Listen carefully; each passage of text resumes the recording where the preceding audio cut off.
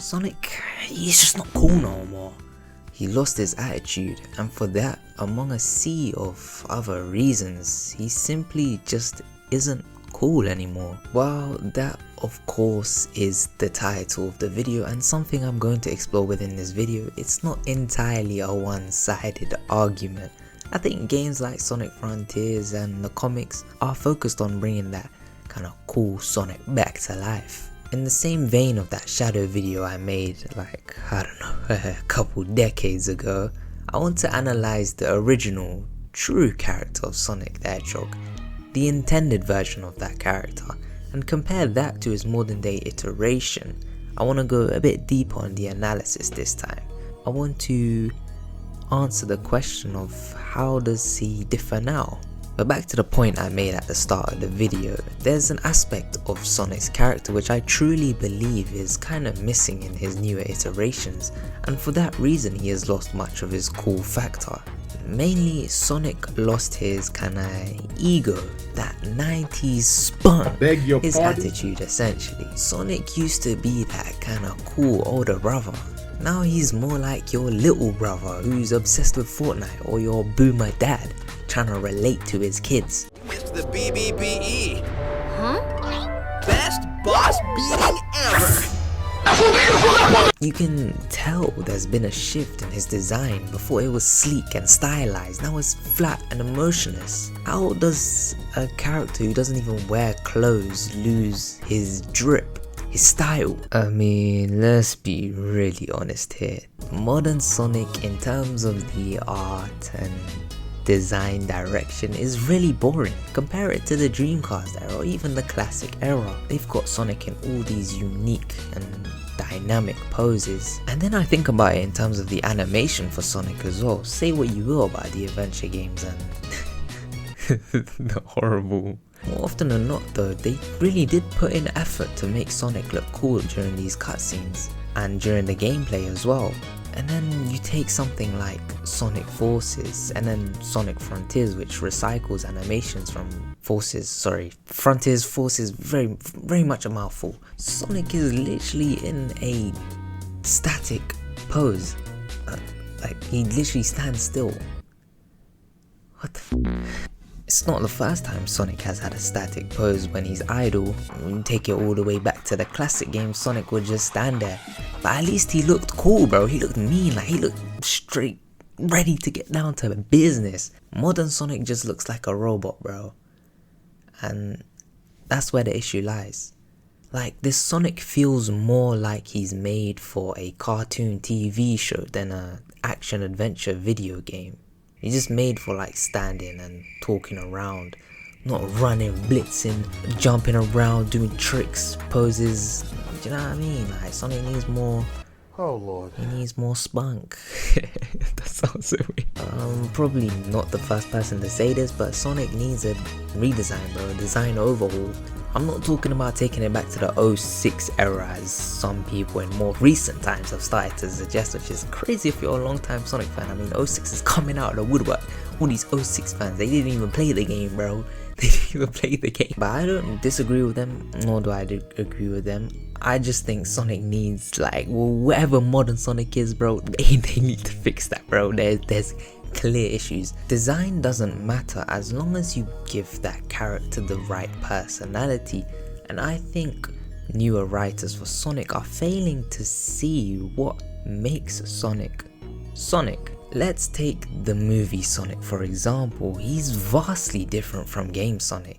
Younger, grew up on Earth, less of the free-spirited adventure we see in the games. You know, that type of character who has courage and self-confidence, who walks to the beat of his own heart. What? Or is it drum? I don't know. Sound of his own drum.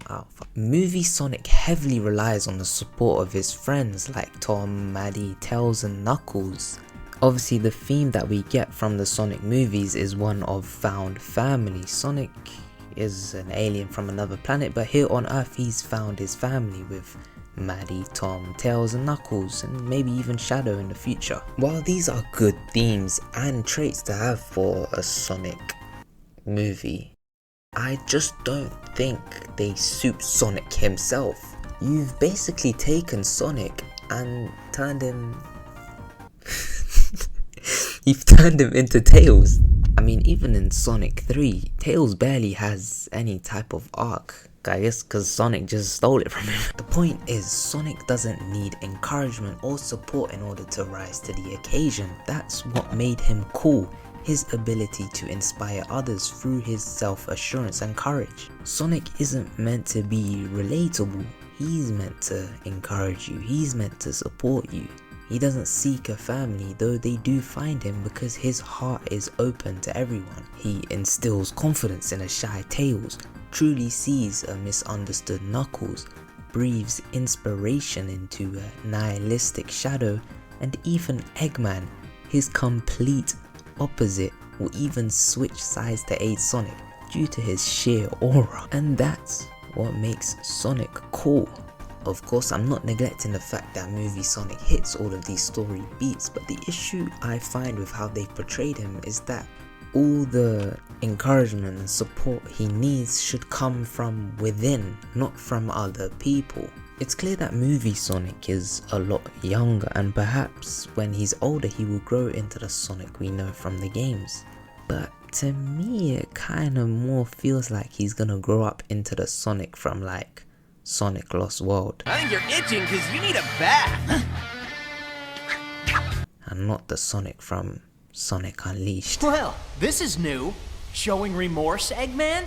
If you played nice, I wouldn't have to break all your toys. See, what makes this discussion kind of important is that when movies adapted from source material like comics or video games, the overshadowed media tend to follow that characterization in the movies to allow new audiences to easily digest the character in another format. So it may just be that in a couple years we're gonna be seeing the Ben Schwartz version of Sonic, less so than the Roger Craig Smith. And I'm just gonna come out here and say it, Ben Schwartz is an awful pick for the Sonic from the games. As movie Sonic, he is brilliant, able to bring emotion, humor and enough attitude to give us like glimpses of the Sonic we know. But it must be stated that movie Sonic is an entirely different character, and there's nothing wrong with that. For me, when the Sonic movie was announced, I really wanted Jaleel White to be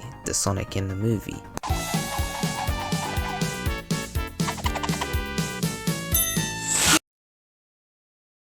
That's no good. He can still do the Sonic voice, and he has enough acting experience to helm a movie in this way. But more so, it would just be a revival of that Sonic who just had bare attitude that we need in this modern era, modern society, bro. Society needs it. However, in the case of Sonic, it wasn't entirely the movies that killed his cool factor. It was the deadly mistranslation of attitude into wisecracking. Now let me be clear, Sonic, of course, he's a jokester, he makes jokes, he cracks jokes, he's a funny guy, but not all the time. Sometimes it's taken to the extreme. Writers have to be careful not to simplify Sonic into the archetype of the wisecracking hero, similar to someone like Spider-Man, for instance. I mean, if even he has pieces of media where that trope is taken to the extreme. But when MJ is up there raising kids with her new man Paul, he's not making any jokes about that, is he? He's not making light of that situation. He's not really laughing, is he? The problem is excessiveness. Sonic isn't like Deadpool, the merc with the mouth. He isn't talking all the time. He shouldn't be annoying. It's like they've taken one aspect of Sonic, his snark, and stretched it to cover over his entire personality. Sonic, much like his darker counterpart, should be allowed to be quiet and observant. I mean, that's how he started out. I'm taking very special care not to say serious. I don't believe at all that Sonic needs to be serious. If there's no danger, he is unlikely to take anything serious. Despite his fast nature, he's not at all a ball of energy with a desperation to talk. Sonic has a level of coolness to him, just the ability to kick it and relax, take in the moment without a word or thought. Often when you have a long-standing character, many different writers will come in and shape the character in their image, often good, sometimes bad. However, in these many different incarnations of the character, it is very easy to lose the essence of the character. The essence of Sonic is that he is a free-spirited, follows no moral obligation and is anti-authority. He runs to the beat of his own heart, a force of nature almost. A karmic response to whatever malignant entity seeks to disturb nature's peace. So let's take it back to the days of Sonic 1 and examine the intended version of classic Sonic. A deeper look into things I've mentioned, such as the importance of attitude over wisecracking. And then we will compare this to Sonic in the modern day and see how well these traits have translated over time.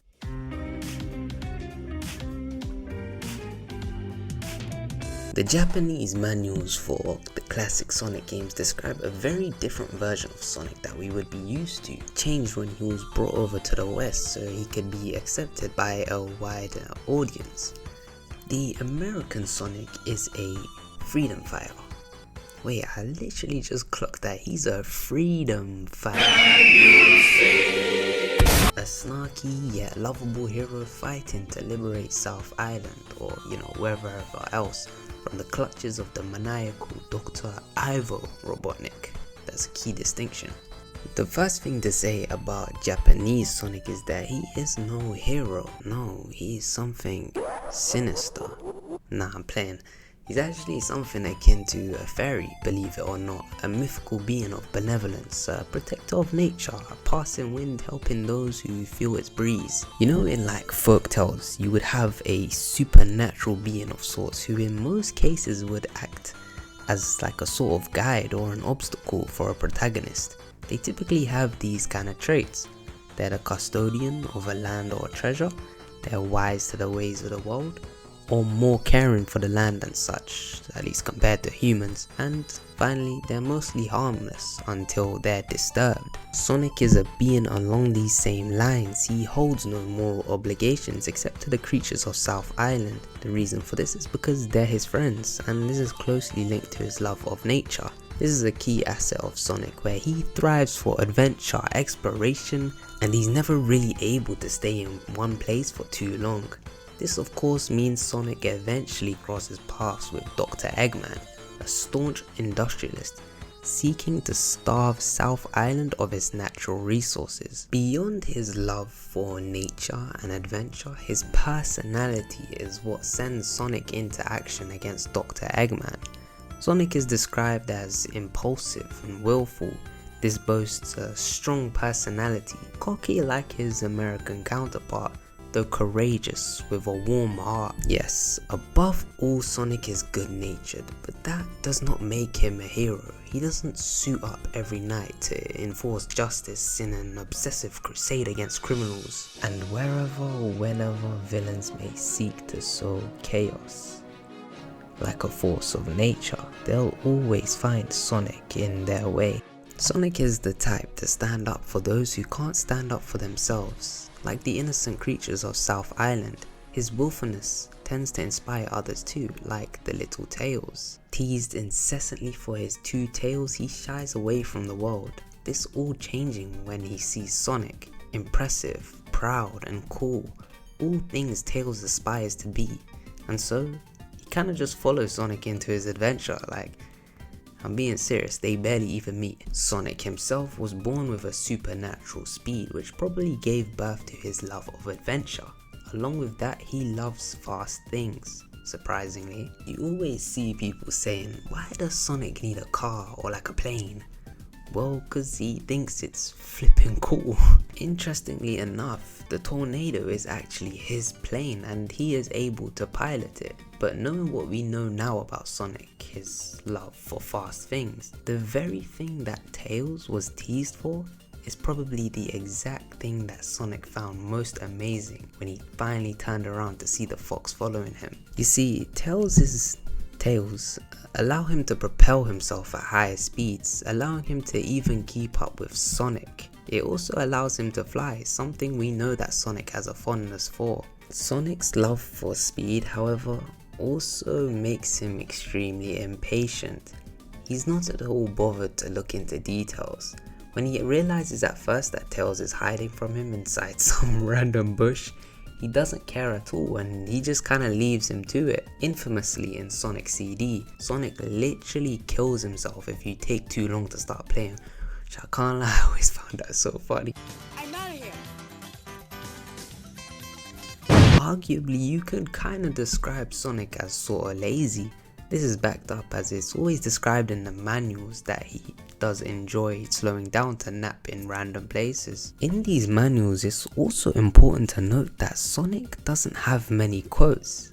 In fact, he tends to take most of Eggman's threats very seriously. Still, Eggman describes Sonic as cocky, and thus we can assume that Sonic has embarrassed Eggman over and over again in some type of manner. From this, we can extract the idea that Sonic isn't much of the wisecracker modern iterations make him out to be, but still displays a certain level of attitude that Eggman just can't stand. Overall, Sonic enjoys having fun and living life to the fullest. He's not a hero by any means, but it is the quality of his heart that makes him the hero. He stands up to bullies, something we can all aspire to, and above all, he hates anything that disturbs his peace. It should be remembered that this type of characterization for Sonic the Hedgehog was intended for his classical era. As Sonic appears in more games and media, it certainly makes sense for the blue bird. Sorry mate, what the hell? It certainly makes sense for the blue blur to also evolve as a character.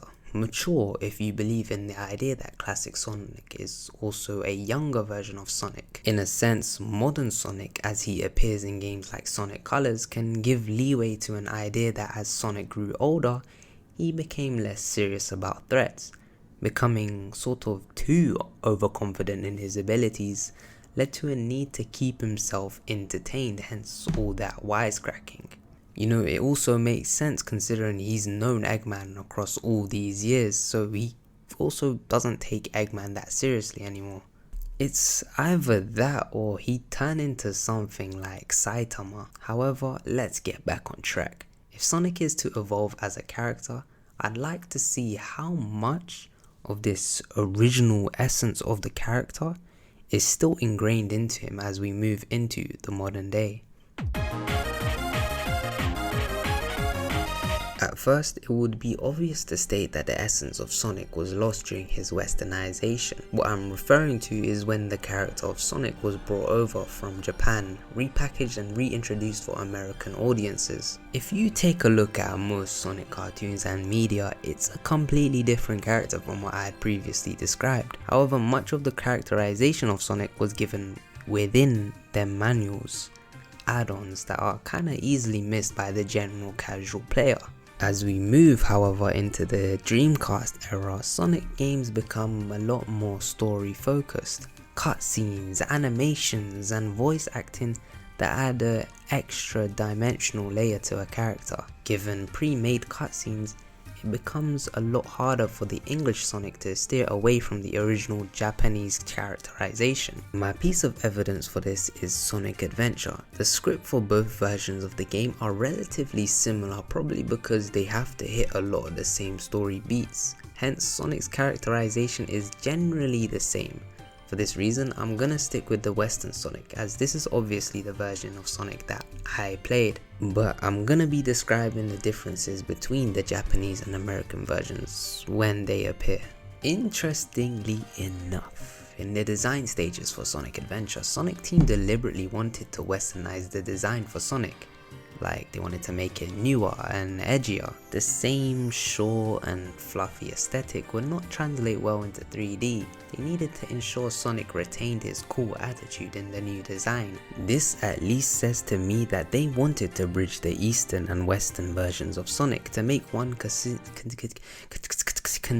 Sonic the Hedgehog. And so, in a similar vein, I will try to focus on both, where applicable, of course. At the very least, in the design that they produced for the box art, it is mostly agreed that Sonic team succeeded in modernizing the design of Sonic the Hedgehog. Honestly, it really looks like a natural evolution of what they produced in the classic era. I think the 3D models for Sonic, while lacking the articulation that is definitely easier to achieve in a 2D form, still succeeds in modernizing the design of classic Sonic, retaining the renegade persona and also hardening some of that softness. Sonic still retains much of his curves, however, which I do think is a neat touch. However, later renditions of Sonic would slim him down even further, like in SA2, arguably one of the more favourite renditions of Sonic. One new addition to Sonic in this version was the soap shoes, which ended up becoming an iconic piece of footwear for Sonic. And then this is something that I began to think about. If Sonic continued his momentum from the 90s, as in held that same popularity to this very day, wouldn't it be so cool if he wore more real life shoes, like something like Jordans? They've already kind of started to do that in the movies, like they have him wearing Pumas, but how do I say this? Ain't nobody want to see Sonic wearing some Pumas, bro. I want it to kind of be like something like Miles Morales from Into the Spider-Verse. If Sonic ever manages to reach that level of popularity again, it's definitely something worth considering. Sonic Adventure follows our titular protagonist after the events of Sonic 3 and Knuckles.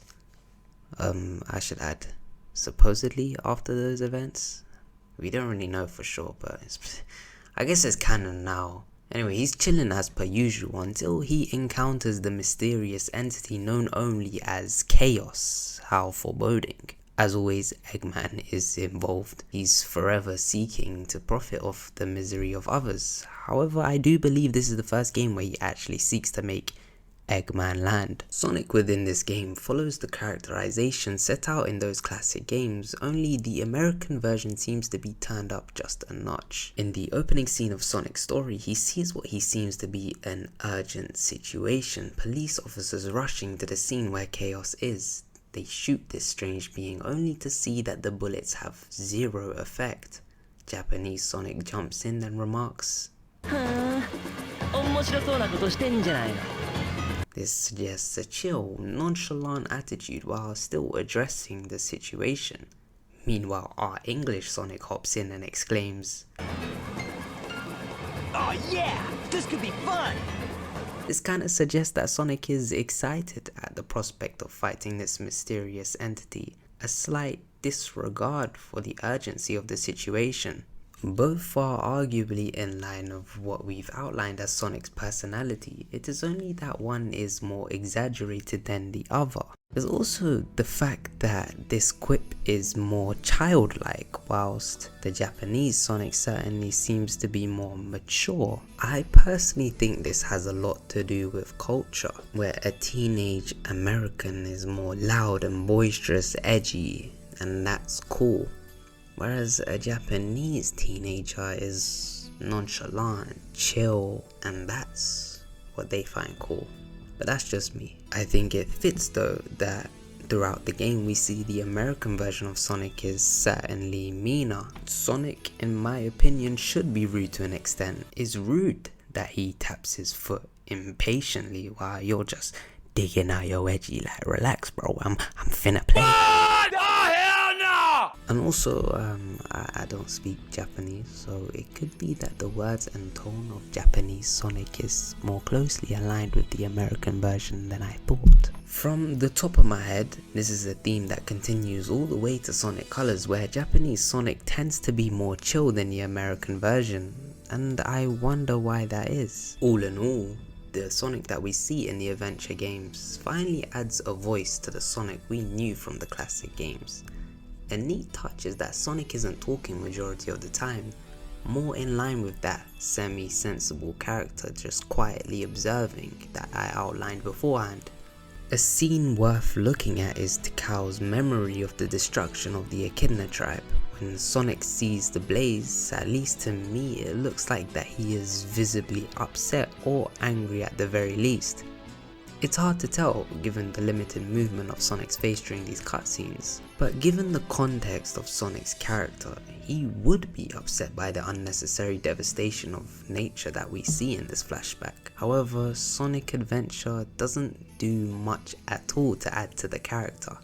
Much of the scenes involving Sonic are very surface level. I do honestly believe that this is due to the primitive animations during these cutscenes. When Sonic is silent, it reads more as him just logging out of the entire interaction instead of actively thinking. The only expressions that he makes are severely exaggerated. The only comments he makes are reactionary. He doesn't do much to form an opinion or anything at all. Sonic Adventure as a whole seemed a very ambitious game, however it reached too far, boasting 6 playable characters when I believe it would have worked much better to focus on perfecting the 3 from the classic games first. It all starts with this. A jewel containing the ultimate power.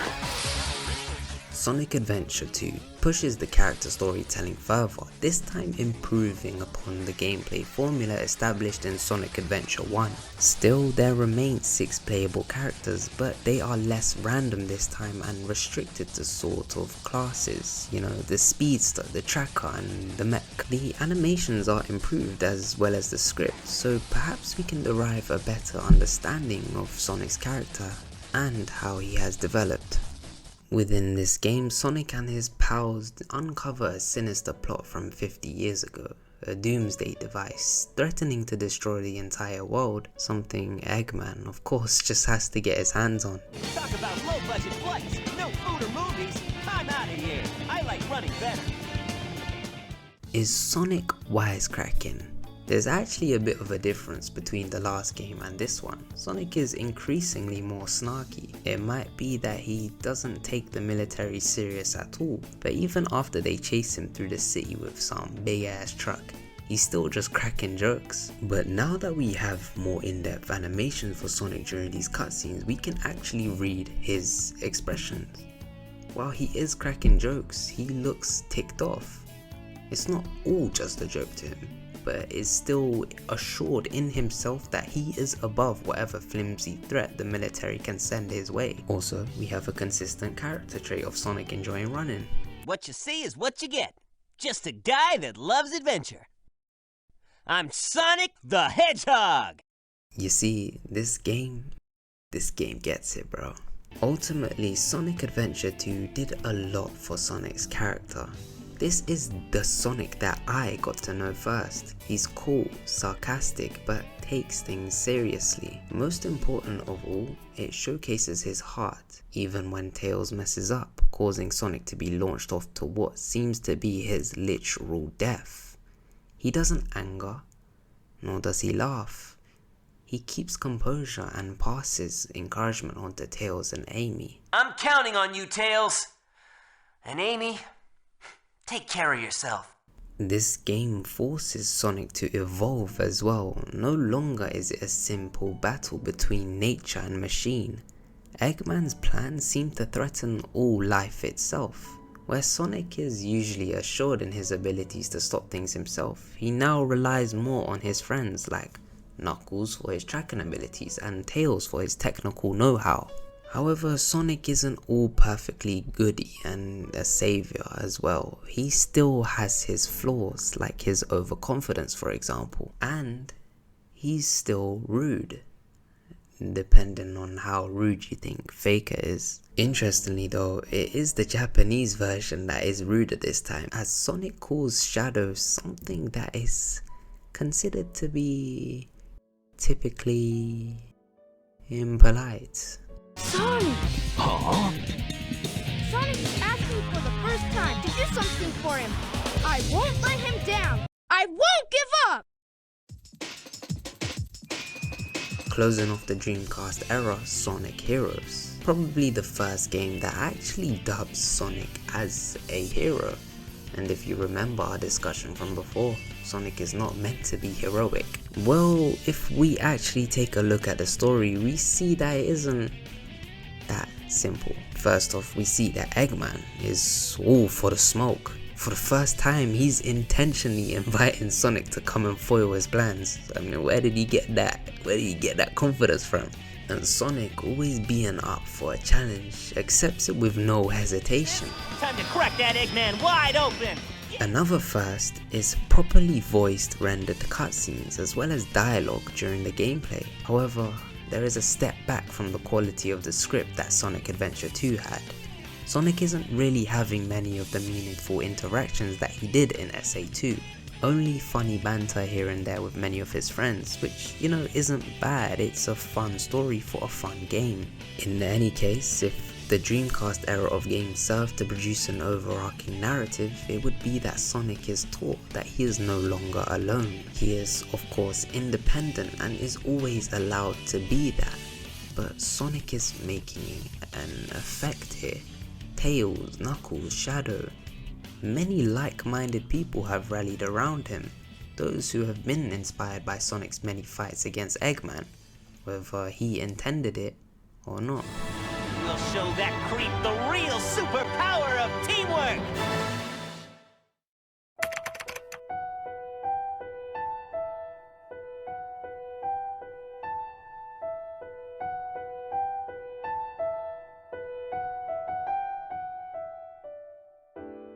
Sonic 06 is yet another ambitious game in the series that unfortunately failed to achieve much of what it set out to do. Sonic, on another one of his adventures, arrives in the city of Soliana and gets wrapped up in a plot that I really can't be asked to summarize. But if I had to, basically Sonic does his best Mario impression. People like to mock Sonic Adventure 1 and 2 for their janky animations during cutscenes, but arguably Sonic 06 had the most awkward ones, because at least in the adventure games they could get away with it due to the cartoon aesthetic. 06? It just looks wrong. Jason Griffith is the new voice for Sonic, and this is actually sorta the game where he starts to come into his own. At first, he kinda started out doing an impression of Ryan Drummond's Sonic. Yeah, I have a name. My name is Sonic the Hedgehog. But within this game, his voice adds a bit of growth to Sonic. He seems more of a calmer, mature version of the Sonic we knew from the adventure games. Bring it on! Bring it on! Too easy! Piece of cake! Too easy. Piece of cake. He still has that signature slick attitude, and overall feels like another step forward for the character. I'm sorry. It's all my fault. Smile. Your smile. That's all I need. For all the flack that I give this game, because you know it actually does kinda suck, there are a few things that it does get right. Its characterizations, for example. Sonic is such a simple character, surrounded in a field straight out of a Microsoft wallpaper selection, when the Princess Elise feels helpless and sorry that Sonic has to go through all of this just to help her over and over again. All he does to reassure her is tell her to smile. There isn't a big speech, no kind of pep talk. What's done is done, and the only thing left to do is move forward with no regrets. Nothing starts until you take action. If you have time to worry, then run. It must be a similar situation to what Tails went through back in Sonic 2, feeling helpless, but the sight of Sonic filled him with a hope he never knew he had. From there, Tails knew he just had to run. Which is why it's such a shame the relationship between Elise and Sonic turned kinda fruity at the end. Sonic 06 reinforces the quality of Sonic's heart, as well as provides an insight on his philosophy, something that we never really got before. It shows us exactly why someone like Tails got inspired all those years ago.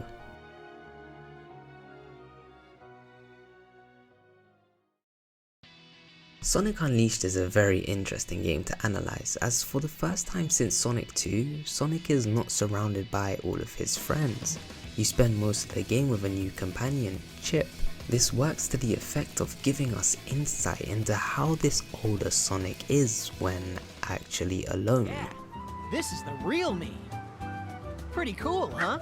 After another one of Eggman's schemes, Sonic encounters Chip, who has seemingly lost his memory, so Sonic embarks on a new adventure to stop whatever Eggman has planned and also help this guy Chip regain his memories. Sonic's chill and sort of nonchalant attitude, especially in his interactions with Eggman, really remind me of the interactions that they actually had back in those Japanese manuals for the classic games. What are you doing out here? I see no reason to tell you. In any case, I'm busy. Farewell! What? Hey, wait! That's playing dirty! Come back! Just ignore him. Is everyone here all right? Sonic is focused on the communities and land that Eggman's schemes are causing harm to. It kinda just really feels like a classic Sonic adventure with our new modern versions. So why is Sonic depressed that Amy didn't recognize him? Sonic Unleashed cutscenes and characterizations were on point. Some people say that characters like Chip are annoying, but get over it man, it's a cartoon. In regards to these, it feels very well made. And it's crazy how later games seem to regress when it comes to the quality of cutscenes and animations that Unleashed possessed. Sonic feels almost complete here, shining with the qualities we described earlier. From a first glance he can seem not overly talkative, nonchalant even as I said before, but he showcases a wide array of emotions, all driving forward from that golden touch Jason Griffith seems to have on Sonic media. He's snide and confident when he needs to be, angers if something makes him upset, but mostly has that courage that keeps him running above all else. He's overall just a very chill guy. I haven't done anything, Sonic. You're the reason you haven't changed at all. You're too strong to lose yourself. I'm the reason? Yeah, you never doubt yourself no matter what. You never give in to the night or the darkness inside your heart. I think it's because I knew that about you. That's why I wanted you to help me.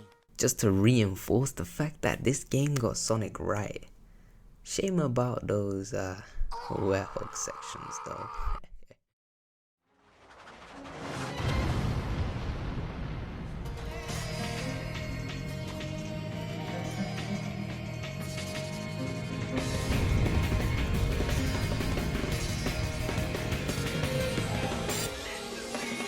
Almost poetic that, the games about Sonic traveling into books also gives Sonic some of his greatest character work. Cause if we're being very honest right now, books tend to produce some of the greatest characters that we've ever seen in fiction.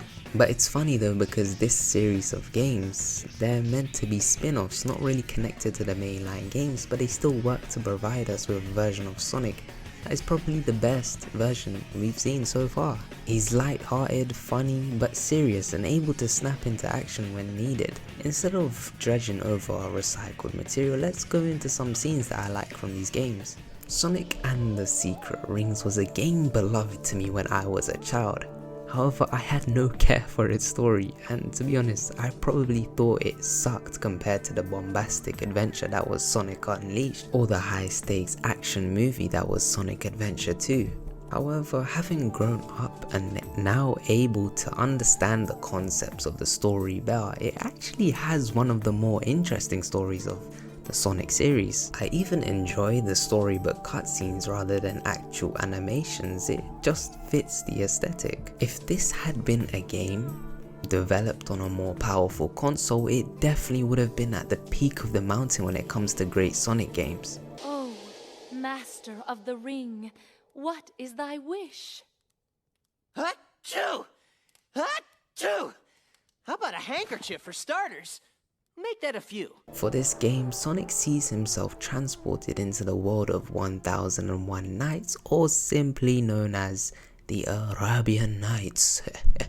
He's even accompanied by his own genie, the genie of the ring, Shara, who enlists his help to stop the fearsome Eraser Jinn from erasing the stories of the Arabian Nights. This game tackles an alternate world where many Sonic characters appear, but as different characters. Tails is Ali Baba, Knuckles is Sinbad, but this makes me think, who would be Sonic's counterpart? I know in the context of the story he's meant to be like the legendary Hedgehog. The legendary blue hedgehog from another world shall come. But that's like his real world counterpart. I personally think that the Arabian Nights Sonic would be Aladdin. You know, considering his many interactions with the genies, it kind of makes sense, you know, Aladdin being this roguish thief, rugged and trickster like, sorta like Sonic. It fits. At the end of the game, Sonic is depleted, fed up with the ambitions of the Eraser Djinn. You can even see it in his expressions. He's not sarcastically berating Eraser Djinn after his triumph over him or mocking him in any sort of way. He seems to pity Djinn, or maybe just be disappointed when the once mighty villain starts begging for his life. It's these little moments where words need not be spoken that give you a wealth of knowledge about a character. Shara, will you grant me one more wish? I wish for a mountain of handkerchiefs. Now, just let yourself cry, as much as you need to. You'll have plenty of handkerchiefs to help you through it. Sonic understands the fact that Shara did love Djinn. Unlike Elise prior, who needed motivation, a reason to keep going when she felt helpless, Shara needs to learn to move past these feelings that she had for Eraser Djinn so that she can let go and live. It shows the wisdom of Sonic, and that's what makes him cool. He knows what to say and when to say it. Is it uncool to have a character who's emotionally mature and wise in that way? Or is it cool to have a character doing flipping Fortnite dances? But seriously, when you have Sonic randomly wisecracking, spouting whatever nonsense that was his first thought, moments like these get buried by an ocean of like cringe-worthy statements. Sonic gives barely any type of speech in this game, so when he does, it makes it worth it.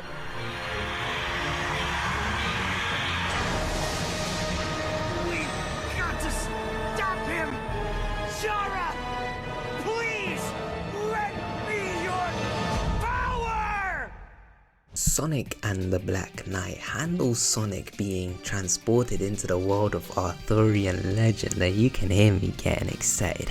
This time he sports two companions, the mythical talking sword Sumabranda. Nah, it's just Caliban, wherever the hell that's meant to be. And then Merlina, granddaughter of the legendary wizard Merlin. How original, I see what they did there. Sonic must stop the Black Knight, who's actually King Arthur, from doing something evil, I suppose. I'm not really sure. Why do flowers bloom, knowing they are destined to wither? Huh? Their time of beauty is so short-lived.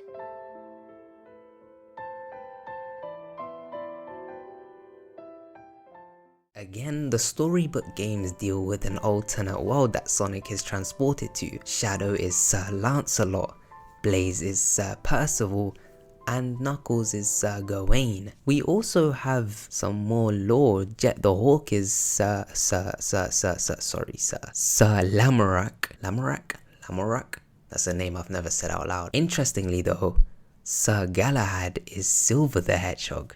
And this is like pretty well known in the Sonic fandom, because in real world mythology, Sir Galahad is the son of Sir Lancelot. This was through a sort of illegitimate union between him and Guinevere.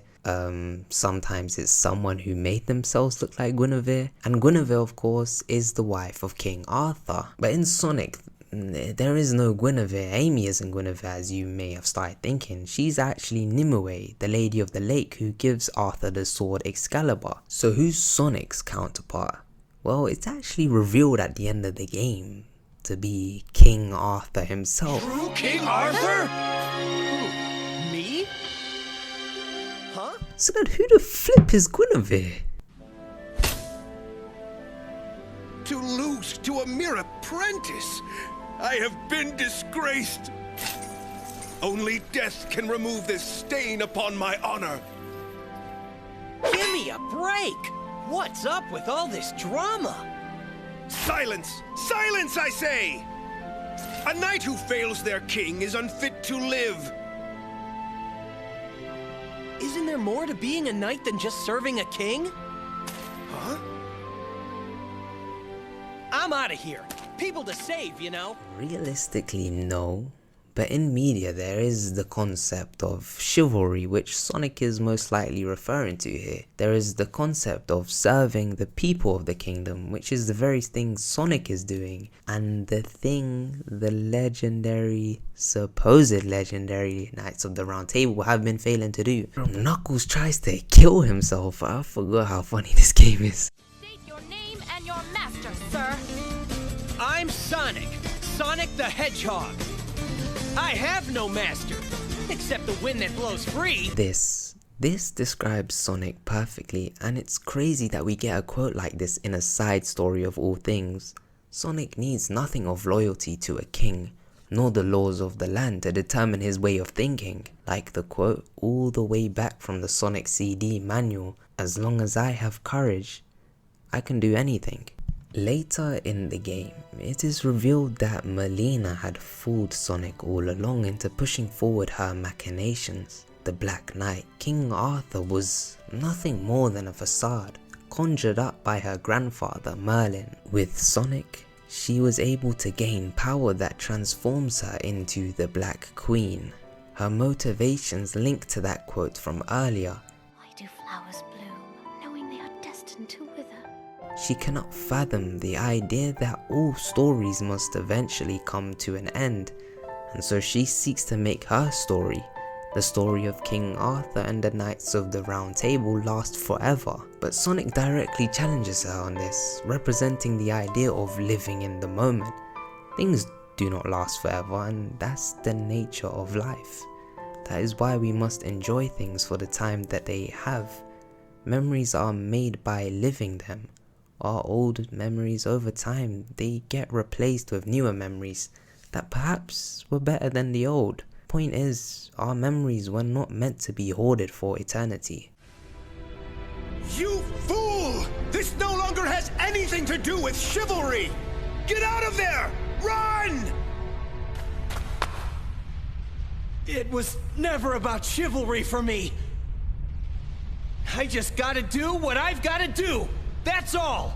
This entire game, Sonic had been questioning the concept of chivalry. Why is it that knights must avow to a specific philosophy or like a mindset to drive their motivations? And that's what makes this game fascinating. It directly challenges the character of Sonic the Hedgehog in such a unique way by presenting him with the idea of knights.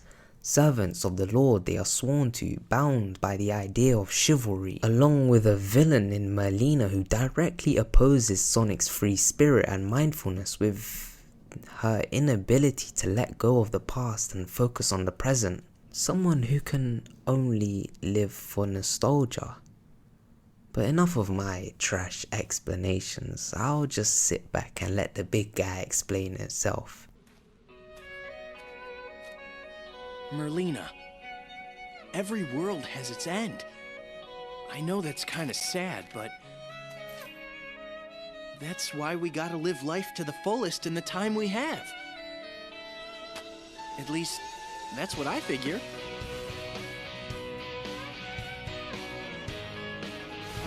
Grandfather. Overall, the storybook games present a consistent, coherent version of the character that we have rarely gotten before, perhaps even the best version of Sonic we have seen so far. The Black Knight in particular directly challenges the traits of Sonic we discussed at the beginning. This is something that we need more in the mainline games. We need more characters who can speak on Sonic's traits in this manner, only for them to succumb to Sonic's overwhelmingly positive attitude by the end.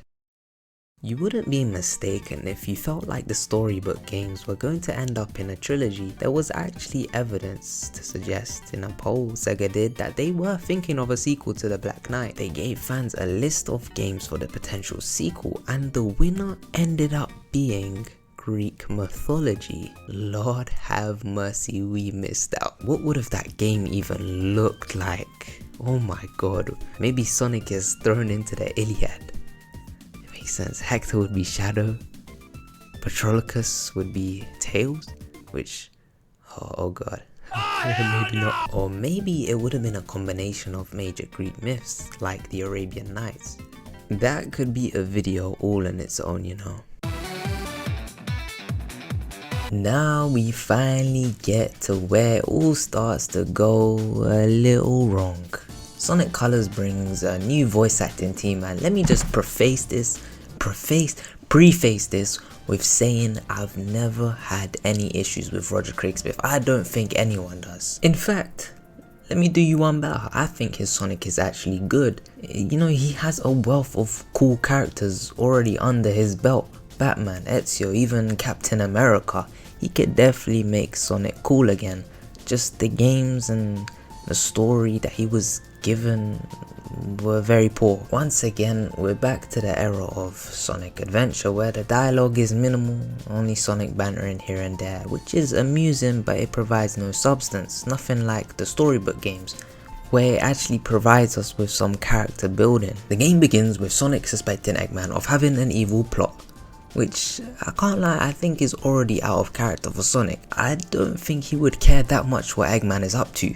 But if he becomes aware of an evil plot across one of his adventures, he's gonna be there to stop it. He obviously expects Eggman to be up to no good, but I don't think he's going around chasing him trying to see if he's gonna do something. He ain't got time for that. Remember, he's not a hero. Just kill me already. I'm a villain, not a monster. Sonic is definitely more whimsical in this game, cracking jokes at every damn moment. Again, this could just be a more aged Sonic, unserious with life at this point. No copyright law in the universe is going to stop me! However, the storybook version of Sonic never really took much serious either, until it was serious, but still, you would never catch him spouting lines such as Baldy nose hair!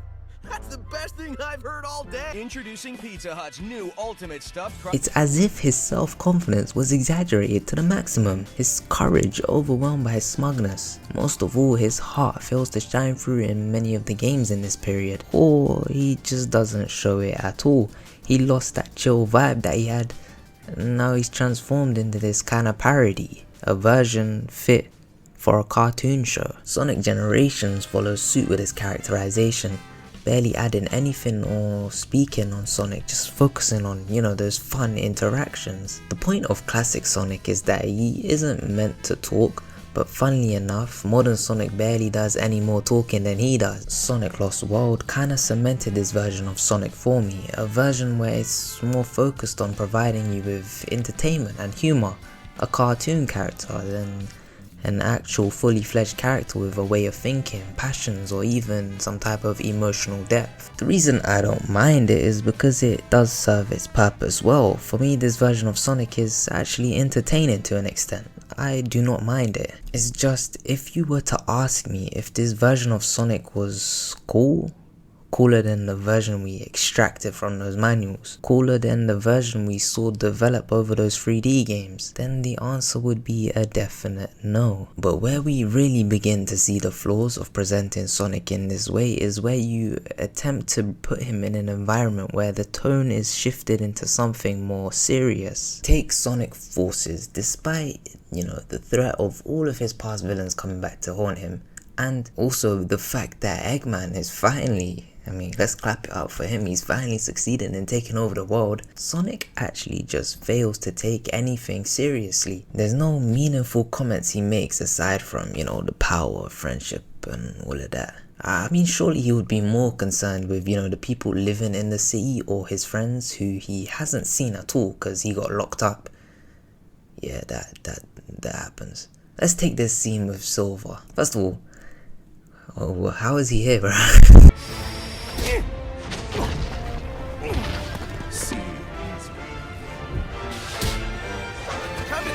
Silver. I got it from here. I feel like the past versions of Sonic would at least commend Silver for his, valiant efforts. This Sonic just don't give a single. I mean, I'd rather him just say something like, "We're Sonic heroes." So, what's your favorite color? Do you like long romantic walks on the beach? Police! I think there's a point to make that I haven't been able to analyze any quotes from these games because there is nothing. Sonic also feels a bit more foolish in these games, where before he had a sort of wise quality to him where he could talk sense into characters or speak on their choices.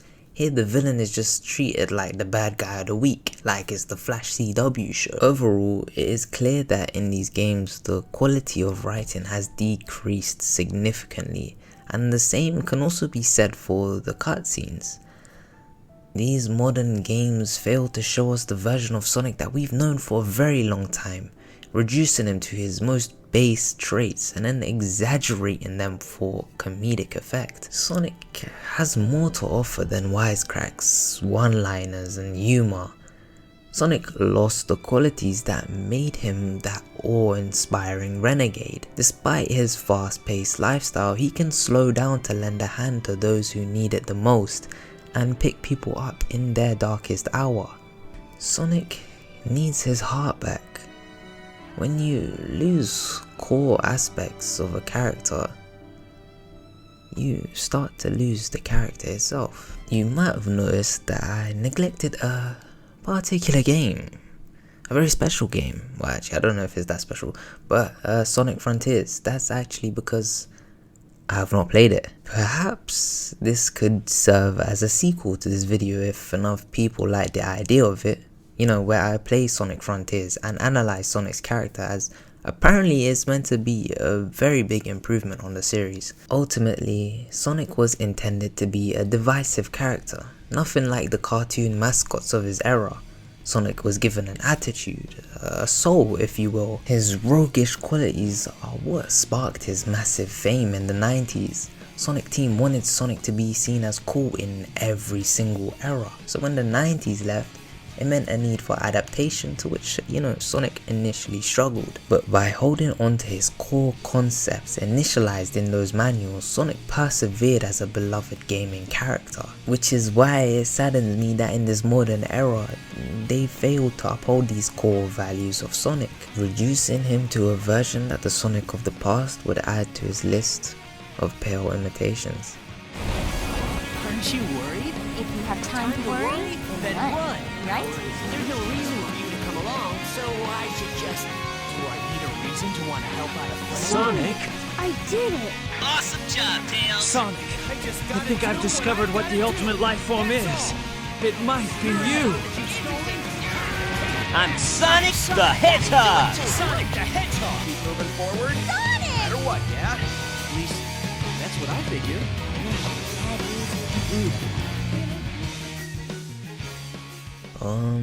Thanks for watching, I guess. More importantly, thank you all for 900 subscribers. Even though I hit it like months ago. I've been doing this YouTube thing like for around 5 years now. If you ever told me that I was gonna be able to hit 1,000 subscribers at one point, I would never have believed you, because it actually just seemed impossible. Like, that is an impossible goal for me, but it seems very likely now. My only thing is now, I'm no longer a kid. Like 5 years ago, I had all the free time in the world to make videos and edit them. But now that I'm actually an adult, I can't just sit around and focus on something that's not even giving me anything. You know what I mean? Like, sometimes you do have to put your hobbies to the side for a bit. Overall, I just want to thank you guys for the support. I've been reading all of the comments. Everyone's telling me to make a part 2 to this, part 2 500 to this. We will get to that. Don't worry about it. I'm back, hopefully. I got a couple projects in the works. Anyway, thank you guys for watching. I've been your boy Polo. Peace.